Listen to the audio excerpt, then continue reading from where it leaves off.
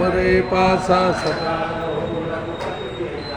तुम्हारे भजन राम को पावे जन्म जन्म के दुख शराब अंत काल रघुवर पुर जाई जहाँ जन्म हरि भक्त और देवता चित्तन धरई हनुमत से संकट कटे मिटे सब पीरा जो सिमरे हनुमत बल बीरा जय जय जय हनुमान गोसावी कृपा करो गुरुदेव जो सत बार पाठ कर कोई छूट ही बंदी महान जो यह पढ़े हनुमान चालीसा तुलसीदास सदा हरि चेरा पवन तनय संकट हरण मंगल कुंजु राम लखन सीता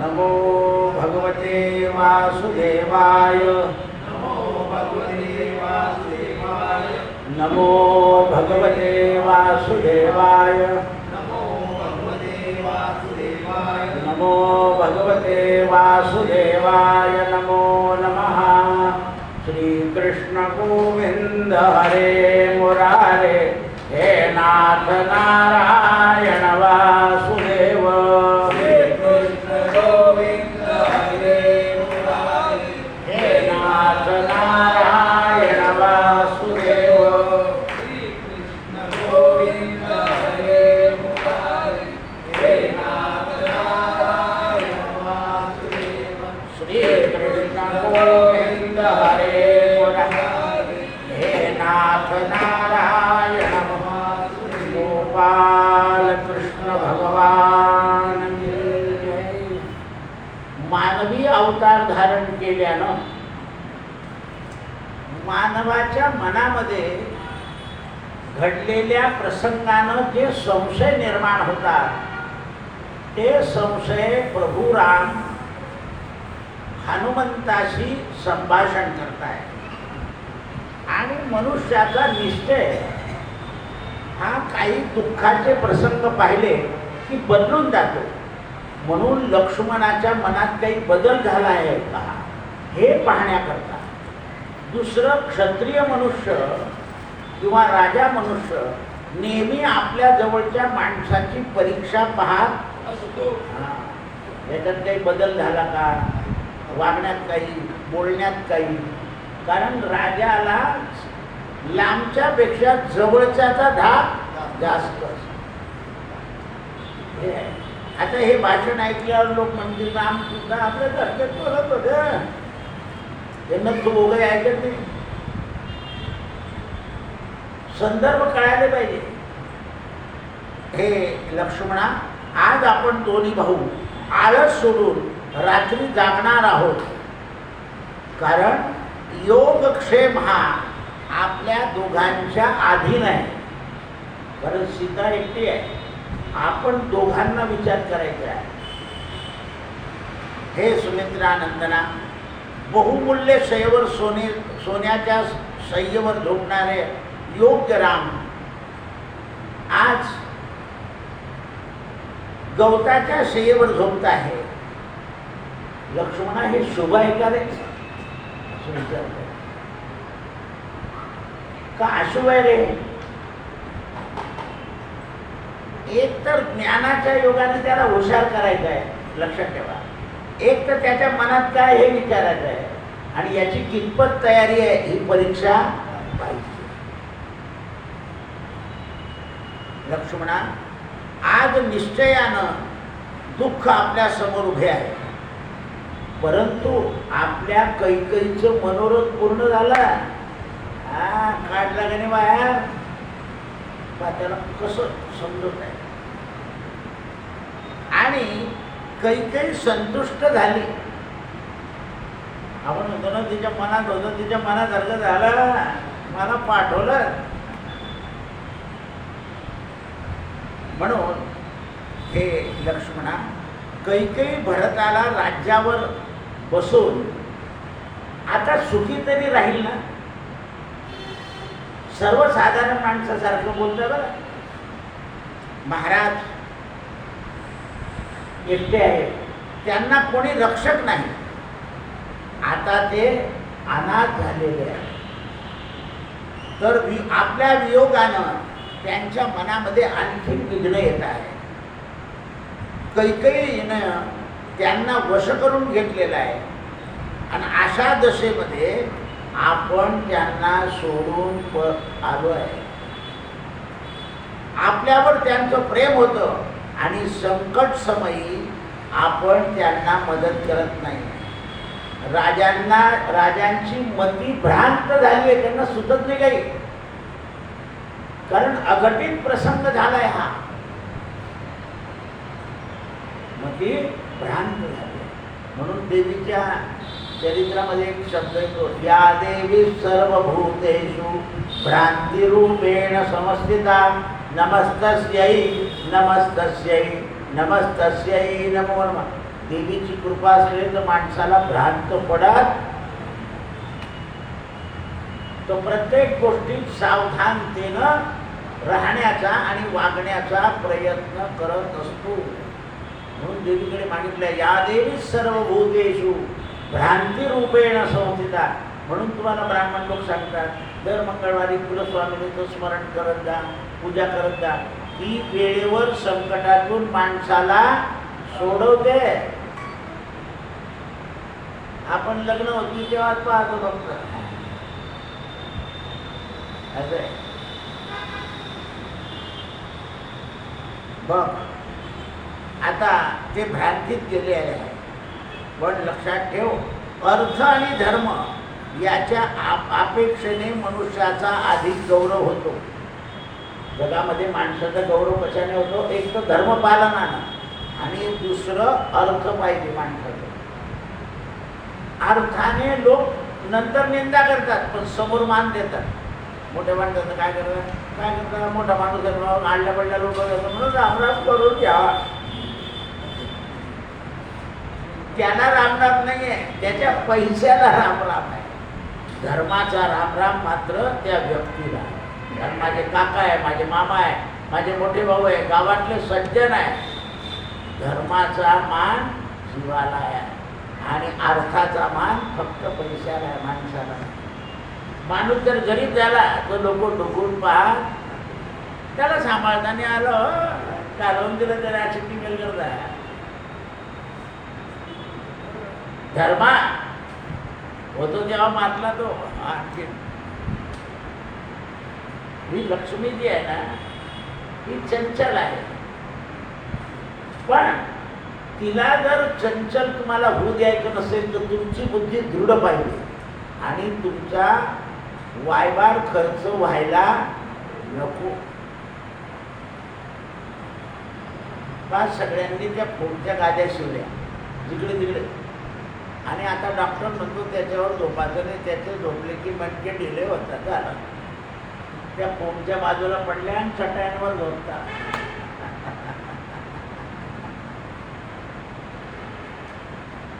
हाऊस होती, सगळं करून ठेवलं फर्निचर, आणि आता नाही.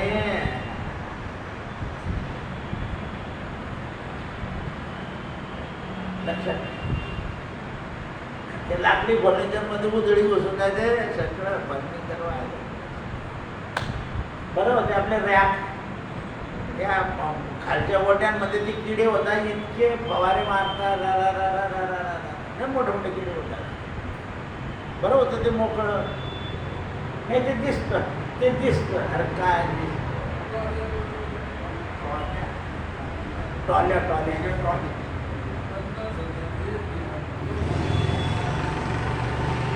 म्हणून कैकेयी कुमार भरत हा सुख आणि सौभाग्यवती स्त्रीचा पती होईल. सौभाग्यवती स्त्रीचा पती याच्या आईला धष्टपुष्ट करेल आणि कौशल दिशाचे सम्राट यांना मदत करेल. पिता अत्यंत वृद्ध होऊन गेले आहे, आपण वनामध्ये आले आहे. अशा दशेत भरत समस्त राज्याचा श्रेष्ठ सुखाचा उपभोग होईल असं त्याच्या मनात तयार करतात. खरं आहे. अर्थ आणि धर्म याचा परित्याग केल्यानं मनुष्याला कामानुसार वागावं लागतं. म्हणून धर्माचाही त्याग करू नये आणि अर्थाचाही त्याग करू नये, दोन्ही सांभाळून ठेवावे. पैसा नसल्यानं तर घरात सुद्धा किंमत गुरात आटगळीत चालला जातो माणूस. म्हणून आपत्तीमध्ये माणसाला कोणीही मदत करत नाही. तर तीच दशा दशरथ राजांची झाली. म्हणून दशरथ राजा जमिनीवर पडलेले आहेत. हे सौम्या, मी समजतो आहे की महाराज दशरथांचा प्राण अंतकाल जवळ आला आहे, हे मला समजत आहे. पण देश निकाल करण्याकरता भरताचं राज्य कैकेयीच्या राजभवनातून कौसल्येच्या भवनात गेले, हे आपलं भाग्य. की आता तिथे त्यांची दशा होणार. म्हणून लोक काय करतात, सात्विक मुलाकडे राहण्याचा प्रयत्न करतात. त्याला पगार कमी असलाच चालेल, त्याने अर्धी खाऊ आपण. आणि बिलकुल मुंबईला काय कोणता आहे तो व्हील पार्क, तिथे राहणाऱ्या जवळ नाही म्हणतात, नाही रोजची हवामान होत नाही एवढं सांगून चाललं होतं. ते जळगावला बी जे पार्क आहे. तर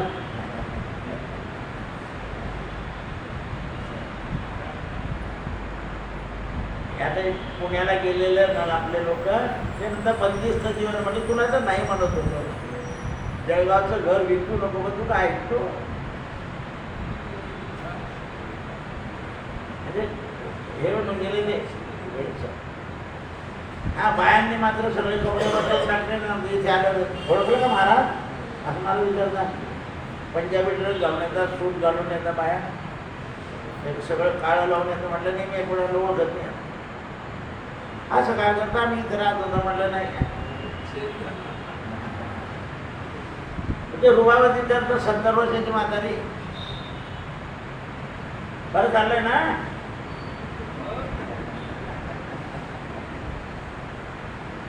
आणि ते म्हातारे विचारे आले की रडतात, दादा काय कुत्र्याचं जीवन झालं असं सांगतात. कुत्र्याचं म्हटलं मी तेव्हा नाही म्हणतो, ती लपेटचे घर विकू नको, पण तू काय ऐकतो. म्हणून या समयाना सौभाग्या मदानं घालवलंय कैकेयीनं. कौसल्या आणि सुमित्रांना कष्ट आले रे. आता आपण मात्र माता पितांना एकटं टाकून आलो आहे. लक्ष्मणा,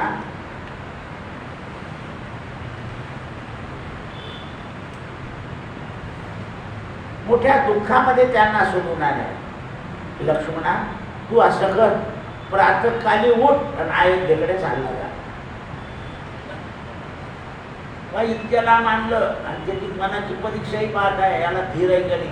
आणि हळूच सांगतात, तू सकाळी उठ आणि चालला जा. तिकडची परिस्थिती अशी उलटी सुलटी सांगितली. कारण क्षत्रिय मनुष्य बरोबर माणसाच्या असलेल्याचं परीक्षा पाहिल्याशिवाय त्याला जवळ राहू देत. म्हणून मोठ्याच्या जवळ राहणं म्हणजे कशी कसरत आहे, तारेवरची कसरत. साहेबांच्या जवळ राहिला तो उशिरा बी चालत नाही, लवकर येऊन काय करतो तू. उशिरा गेला तर उशिरा कसं काय येतो. हे झाडील बोल मी असं बोलतो तो. म्हणून बरेच लोक काय करतात, टाळून देतात. मी एकटा सीतेला दंडकपणामध्ये सांभाळून घेईल. तू माता कौसल्या आणि सुमित्रेचा सहाय्यक हो. धर्मज्ञ लक्ष्मणा, कैकेयीचं कर्म मोठं खोटं आहे. ती द्वेषवशानं आपल्या मातांना जहर देऊन टाकेल. आपल्या दोन्ही माता साध्या आहेत. सुमित्रा कुमार, निश्चय पूर्वजन्माचं माझ्या मातेनं आपल्या पुत्राच्या वियोगाकरता काहीतरी दोष केला असेल, त्या पापानं माझा आणि माझ्या आईचा वियोग झाला. माझ्या आईचं काही चुकलं असेल म्हणे. प्रत्येक स्त्रीला मुलगा जर चांगला नाही निघाला तर असं वाटतं माझं पाप आहे. तोंडाने बोलून दाखवते.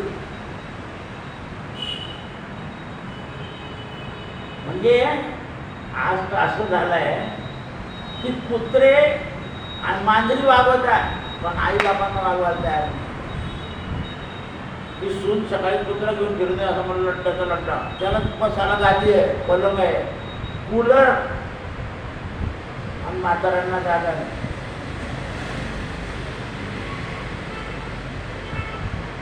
म्हणून हातची सत्ता सोडायची नाही, कुत्र्यासारखं जायचं नाही. पण आपल्या हातात काय?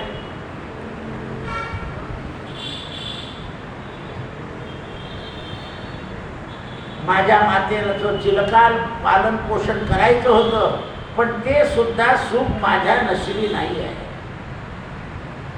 कौशल्याच्या मनात आलं असेल, आईच्या मनात, की 2 पुत्र असून लक्ष्मण आणि राम काय होतं. हे सुमित्रा नंदना, सौभाग्यवती स्त्री कधी अशा पुत्रांना न जन्म देता आपल्या मातेचा अनंत शोक देते. अशा मुलांना जन्म नाही देत. लक्ष्मणा, मी असं मानतो की माता कौशल्या माझ्यावर अधिक प्रेम करत होती म्हणून हे झालं का? म्हणजे अज्ञानाचं रूप घेत आहे ज्ञानी. कारण मानव धर्मात जन्म घेतलाय ना, त्याचं आईवर प्रेम असतं ना, त्याच्या मनात आईविषयी असं शंका आहे का? माझ्या आई काय होईल का? माझ्या आईला अमुक होईल का? माझ्या आईला टर्नअप होईल का? पण एक कुठपर्यंत लग्न होते जो म्हणून लग्न काय चक्र फिरणं म्हणत तो उल्लू बनून द्यायचा तो. तुकाराम आपल्या नामदेव महाराज म्हणता, बयेने केले गाढव. म्हणून माझ्या मुखानं कधी शत्रुत्वाचा शब्द निघाला नाही. लक्ष्मणा, कौशल्या आपल्या सगळ्यांना कशी सांभाळत होती हे शत्रुदमना मी शोकमग्न झालो आहे. मंद भागी माझी आई आहे, कारण पुत्राला जवळ पाहू शकत नाही. एवढंच नाही तर आदल्या दिवशी रात्री तिला कळालं की माझ्या मुलाचा राज्याभिषेक होणार आहे, आणि दुसऱ्या दिवशी तिच्या समोर मुलगा वनात जातो आहे. तिच्या मनाची काय अवस्था झाली असेल लक्ष्मणा. अरे, तिचं मन किती दुःख होत असेल. आपण एवढे वीर पुत्र असून सुद्धा आपल्या आईला सांभाळू शकत नाही. धिक्कार असो आपल्या या क्षत्रिय मुळात जन्माला येऊन.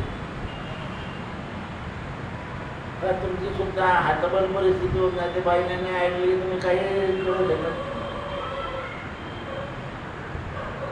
काही इलाजच नसतो माणसाला. कोणी माणूस असतो, सहचार्य धर्मिणीने मदत केली तर धर्म पाळता येतो. नाही तर काही बाया नवऱ्याच्या समोर अगदी घ्या नाही घ्या नाही, काय सांगता काय नाही, त्या तिकडे कुत्री कुठली असं बोलतं मला. कारण बऱ्याच म्हातारा येऊन सांगतात, दादा कुत्र्यासारखं जीवन आहे हो. म्हटलं मी तर सांगत होतो जिल्हा पेठचं घर बिकू नको, तू तर ऐकलं. आपल्यानंतर त्यांना काय किंमत येईल जाऊ काय करत. आता वर पूर्वी सारखं काही नाही, कोणी डबा आणून देतो, पैसे दिले की डबा येऊन जातो. आमचे कावळे गुरुजी 2 वेळा मस्त डबा खाता. म्हणून लक्ष्मणा, तू कुपित होऊ नको. बघ, मी इथे एकटा सांभाळून घेईन, तू अयोध्यापुरीत जा आणि अयोध्यापुरीला सांभाळ. निष्पाप लक्ष्मणा, अधर्म हा परलोकाला घाबरतो. आपल्याला दोघांना इहलोक आणि परलोक दोन्ही साधायचं आहे. आई बाबाची सेवा नाही केली तर परलोक मिळत नाही. आणि इहलोकात शांती मिळत नाही. म्हणून काही लोक आपल्या वडिलांना नाही वागवू शकत, पण पैशाने कपडे लत्त्याने कमी नाही करत. बाबा राहू द्या, तो जाऊ दे हो, की आणखी तुझा जीव घेणं घरी कशाला देतोय, जरी बाप बोलतो, आई बोलते, तरी तो देत राहतो. कारण शरीराने सेवा होत नाही, तर द्रव्याने मात्र सेवा करतो. पण देऊन आलो मी बाबाला ना आईला हे बोलायचं नाही. आपला हिशोब आपणच ठेवायचा, तरच जमतंय, नाही तर नाही जमत.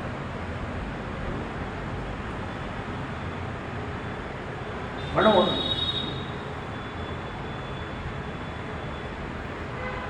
अरे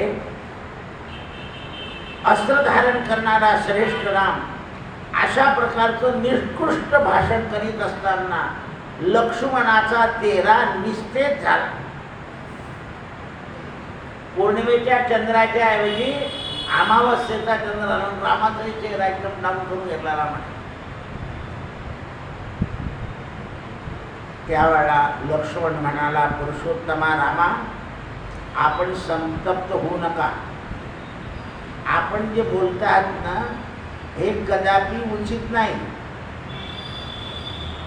मी सीतेचा मुलगा आहे, मला माझ्या आईची सेवा घडणार आहे, माझ्या बापाची सेवा घडणार आहे. तुम्हाला काय ते तुम्ही पहा. कोणी सांगितलं? माझ्या आईने सांगितलं की सीता तुझी आई आहे, राम तुझे पिता आहे, तर मला माझ्या आईबापाची सेवा घडणारी आहे. तुमचं काय आहे ते तुम्ही पहा. किती कोरी सांगितली. मला ते काही सांगून काय आहे, मला घडणार आहे ना. तुमच्या समोर सुमित्रेने आई साहेबांना काय सांगितलं, सीतेला आजपासून हा तुझा मुलगा. तुला काय सांगितलं? मुलगा. हो, मला काय चिंता आहे? तुमची चिंता तुम्ही पहा, खाल्ली का? आणि मला आता असं म्हणायचं नाही पुन्हा की जा.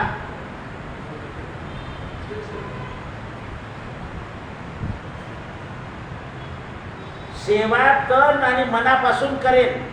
तुम्हालाही जागी राहायचं काम नाही. रात्र निघून चालली आहे दोन्ही भावांच्या पद्धतीने. हे शत्रूला ताप देणारा रघुवीरा, पित्या आणि शत्रुघ्न हे एक मताचे आहे. तुम्ही दशरथ राजाची चिंता करू नका आणि भरताच्या कल्पना उभ्या करू नका. शत्रुघ्न दशरथ राजाला बरोबर सांभाळेल, मला खात्री आहे.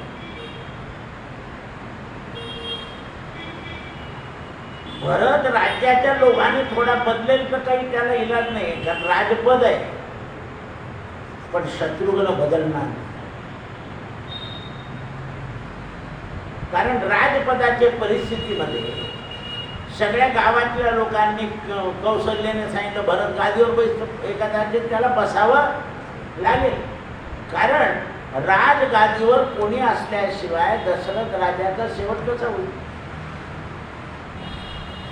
पण तोही मनापासून काही असं वाईट करणार नाही.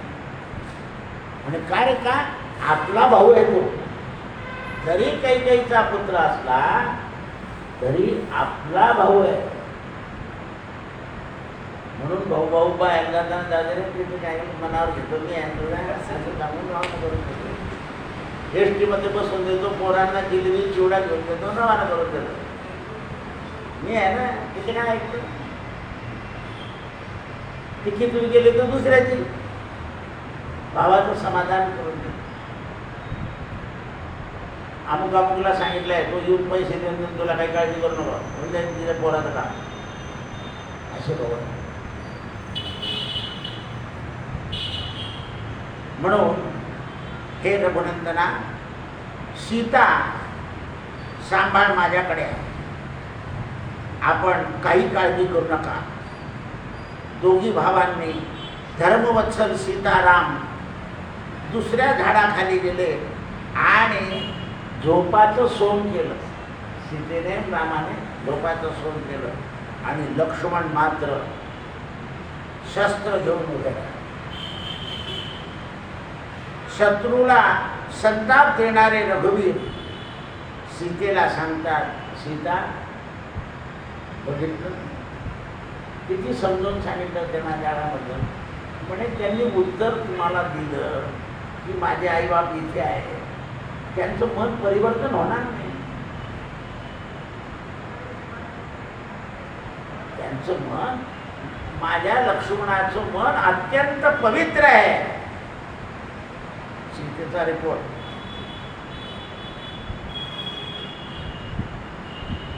तदनंतर निर्जन वनामध्ये रघुवंशी वृद्धी करणारे दोन्ही पर्वत शिखरावर कसं चढायचं याचा विचार केला. दुसऱ्या दिवशी सकाळी उठले, स्नान संध्या केली आणि भागीरथी गंगा आणि यमुना जिथे मिळते अशा प्रयाग स्थानाकडे जायला निघाले. रात्र संपली. आपण सुद्धा रात्री सगळे भाऊ भाऊ एकत्र जमले की सगळ्या गोष्टी करताना त्याप्रमाणे केले. रामायण हे घराला पोषक आहे आणि महाभारत घराला पोषक आहे. भागवत घराला तारक आहे. भागवत काय आहे? तारक आहे. त्या भुसावलला 2 ब्राह्मण होते. खालीवर राहील. बापाचं श्राद्ध 2 वेळा करायचं. म्हणजे हा खालचा भाऊंवर टाकावं.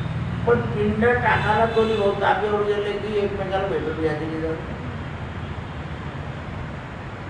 म्हणजे कोणामुळे भानगड होती?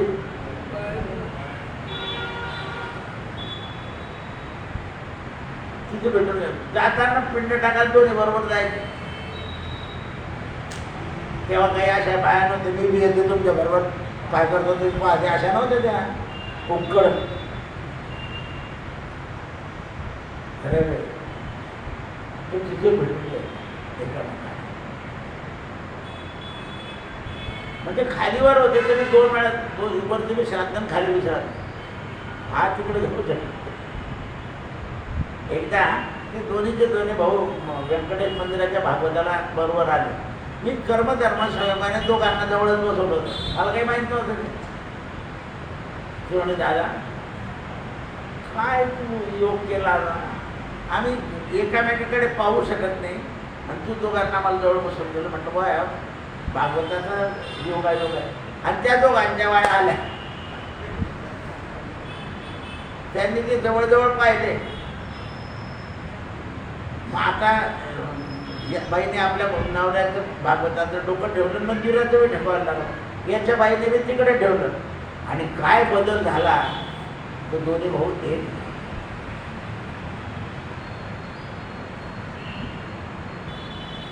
मला त्यांनी अनेक वेळा बोलवलं भुसावळला. जाणं नाही का, गेलो नाही असं नाही, पण जाणं नाही.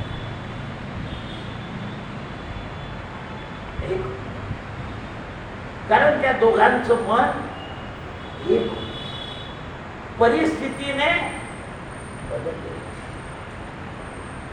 दोन्ही भागवत वाचा, भागवत सांगा, खालीवरच राहील. म्हणून त्यावेळेस हे सुमित्रानंदना, आता ही भागीरथी नदीचं महत्व आहे. या प्रयागराजाची यात्रा संसारामध्ये सुख देणारी आहे. पण आमच्या ज्ञानोबाने असं सांगितलं बा, त्रिवेणी संगम नाना तीर्थ भ्रमे चित्त नाही नामे तरी ते व्यर्थ. या वेळा त्या यात्रेच्या वेळा काय लोक गेले, काय लोक गेले, तिकडे आई बापाला वागवतात. तीर्थव्रत भावा,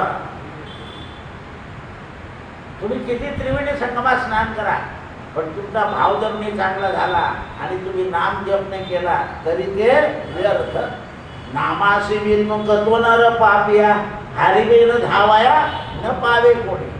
पुराण प्रसिद्ध बोलिले वाल्मिक, नामे तिन्ही लोक. पण एवढा हरिपाठ म्हणणारे मी आई बापाला मागवता नाही अशी परिस्थिती आहे. अशा मोठ्या मोठ्या म्हणतात. म्हणून म्हटलं रिकाम्या कामात जात नका, जो काही करत असतं ना, जे बोलतात तसं वागतात त्यांच्याने परिणाम होतो.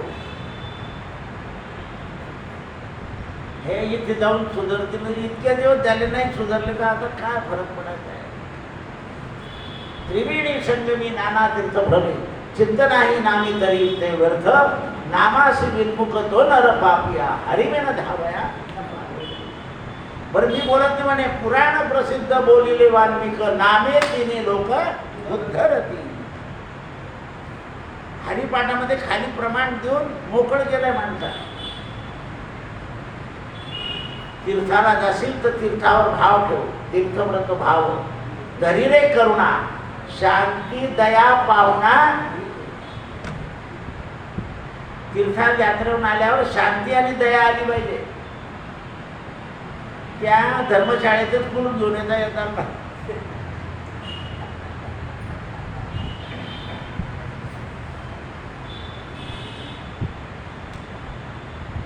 माहिती आहे. उतरता पण पैसे द्यायच्या वेळा कटकटी करताना नाही बोलतात द्यायची. म्हणून आता कडक केलंय की आधी पावती शिवाय किती द्यायची नाही.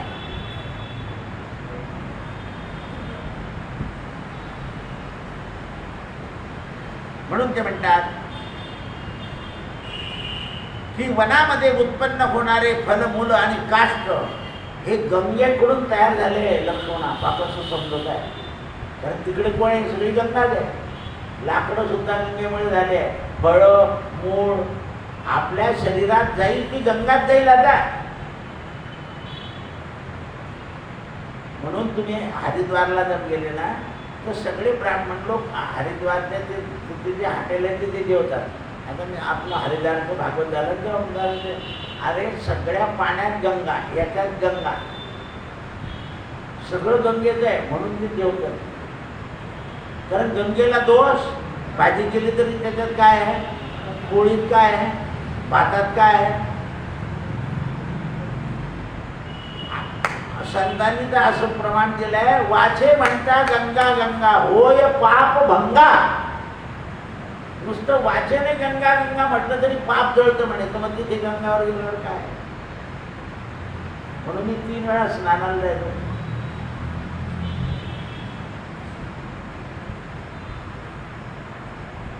म्हणून हे लक्ष्मणा गंगा यमुना आणि सरस्वती या तिन्ही नद्या या ठिकाणी आहेत. यातनं हे वन उत्पन्न झालेलं आहे. हे फळं, हे वृक्ष, हे पानं हे सगळे गंगेचा प्रसाद आहे. राम आणि लक्ष्मण सूर्यास्त होईपर्यंत यमुना आणि गंगा याच्यावर पोहोचले आणि स्नान संध्या केली आणि फळ आणले. आणि फळ खाल्ल्यावर लक्ष्मणा समोर हा भारद्वाज ऋषींचा आश्रम आहे. तिथे 2 फळं ठेवून ये. कारण दान केल्याशिवाय क्षत्रियाने खायचं नाही. दान केलं पाहिजे. पहिला मुक्काम आहे. आणि आपण गंगा स्नान केलेलं आहे. गंगेवर दिलेलं दान आपल्या पूर्वजांना मिळतं समजावून सांगितलं आहे. गंगेवर लोक श्राद्ध करताना झिकझिक करतात, झिकझिक करतात, झिकझिक करतात. दान करायचंय तुम्हाला, तो मागतो त्याच्यापेक्षा 10 रुपये जास्ती देऊन द्यायचे. सौदे पावती करता कशी. म्हणून रामचंद्रांनी भारद्वाजांच्या आश्रमावर फळं पाठवले आणि दुसऱ्या दिवशी स्नान संध्या झाल्यावर रामचंद्र भारद्वाज ऋषींच्या आश्रमापर्यंत गेले. भारद्वाज शिष्यांनी रामांना ओळखलं आणि भारद्वाजांना सांगितलं की कोणीतरी आलाय. त्यांच्याबरोबर कुहक नावाचा राजा पण आहे. सगळ्या समाजाचे राजे होते असं काही नव्हतं. भगवंतांनी त्याला मित्र म्हणून बरोबर घेतलेलं होतं. आपल्या रामायणापेक्षा तुलसी रामायणामध्ये जास्त विशेष प्रसंग येतात. भारद्वाज मुनींना भेटलेले आहे आणि भारद्वाज मुनी बाहेर आले, रामाचं स्वागत केलं आणि आज लक्ष्मण राम बसले, सीता बसली. भारद्वाजांनी गुहकाला बोलवलं, आत ये. म्हणजे महाराज मी तू रामाचा मित्र आहे, सखा आहे, त्यांच्याजवळ बैस.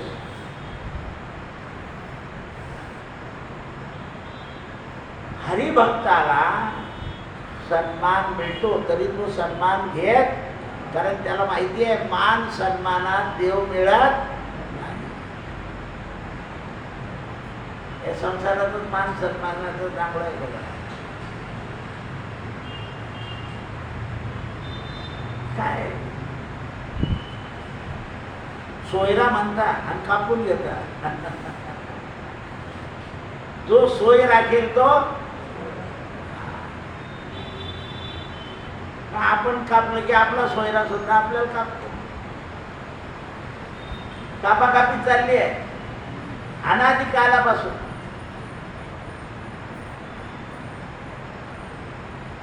आश्रमामध्ये महर्षींचं दर्शन केलं, सीतेसहित दूर उभे राहिले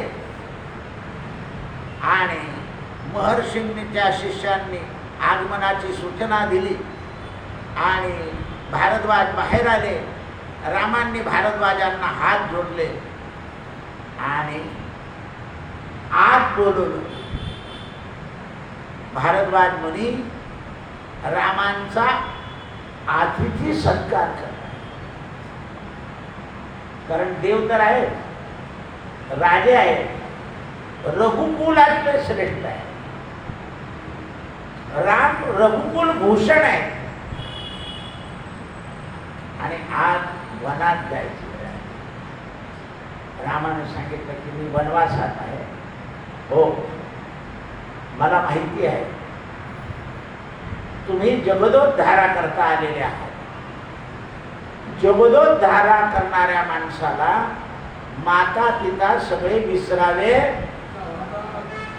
आता हे सैनिक तिथे जाता बॉर्डरवर तर सगळं विसरून जावं लागतं त्यांना. घरदार हे जर असं डोक्यात ठेवलं आणि मोबाईलवर बोलत राहिले आणि तिथून गोळी आली विसरून जाते. कुठे फावला वेळ मिळाला तर बोलतील ते, नाही तर नाही. आपले लोक तर असा मोबाईलला अशी गाडी चालवतात. मुली पण चालवायला लागल्या तशी गाडी. काय इतकं काही कळत. इतके आधीन होऊन गेले लोक. आपण दुसऱ्याने फोनवर आपला उचलत नाही तर जास्त झालं लगेच. आता भाऊ फोन घेऊन येतो, 2000 भाऊ सांगतात एक वरच्यावर पाच. ते म्हणे आम्ही अन्न बाहेरून फोनवर मागवतो तर तुमच्यासारखे ते काय लावले. इतकी वाईट परिस्थिती. लक्ष्मण उभे राहिले. विश्वामित्र आपल्या भारद्वाजांनी लक्ष्मणाला सुद्धा बसायला सांगितलं. हा ऋषी आश्रम आहे. इथे हे राज जनक कन्या साध्वी सीता तपोवनामध्ये निघालेली आहे, म्हणून तिलाही दुसऱ्या बाजूला बसायला सांगितलं. महाराज, आम्ही पित्याच्या आज्ञेनं वनात आलेलो आहे. भारद्वाज म्हणाले, सुमित्रा कुमारा, लक्ष्मणा, मला माहिती आहे रामाचं 14 वर्षाचं व्रत आहे, पण हे गृहस्थाश्रमी माणसाचं घर नाही. हा भारद्वाज ऋषींचा आश्रम आहे. तुम्हाला कुठे जायचं नाही आहे. गृहस्थाश्रमी माणसाच्या घरी. आपल्याही जिल्ह्यामध्ये खूप आश्रम होते. कण्व ऋषीचा आश्रम, व्यासांचा आश्रम, उद्गालक ऋषीचा गणबुधळी, भृंग ऋषीचा आश्रम उमाळा, वाल्मिक ऋषीचा आश्रम वालगिरी. ऋषी लोक राहिले इकडे. अगस्त्य ऋषी मनमाड. आणि म्हणून पंचवटीत रामधाम हे सगळी दंडकारण्य तपोभूमी आहे. सगळ्या ऋषींनी तप केलेलं आहे.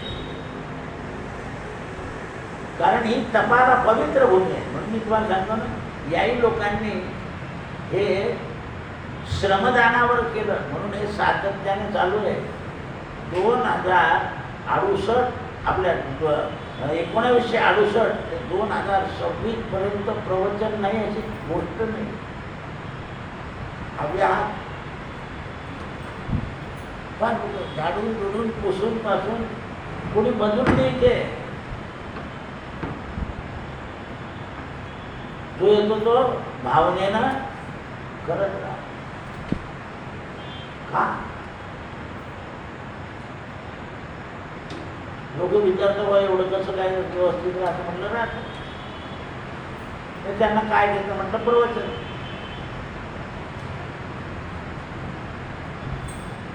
ऐकायला मिळतं, सत्संग आहे. आणि त्यावेळेस राजकुमारांनो धर्मात्मा भारत ऋषीचं वचन ऐकले आणि त्यांनी अतिथी आणि गायीची पूजा करून घेतली. रामाला अर्घ्य दिला, गंधाक्षर लावलं आणि सांगितलं जा आजपासून माझ्या आशीर्वादानं वनामध्ये तुम्हाला गायी दिसतील आणि फलमूलाचं कमी पडणार. म्हणून संतांचा आशीर्वाद घेतल्यावर माणसाला कमी पडत. रामाला आशीर्वाद दिला, फळ मूळ फळ याचं तुम्हाला वनात कमी पडणार नाही. सत्यगुरु राये कृपा मज केली, परिणामी घडली सेवा.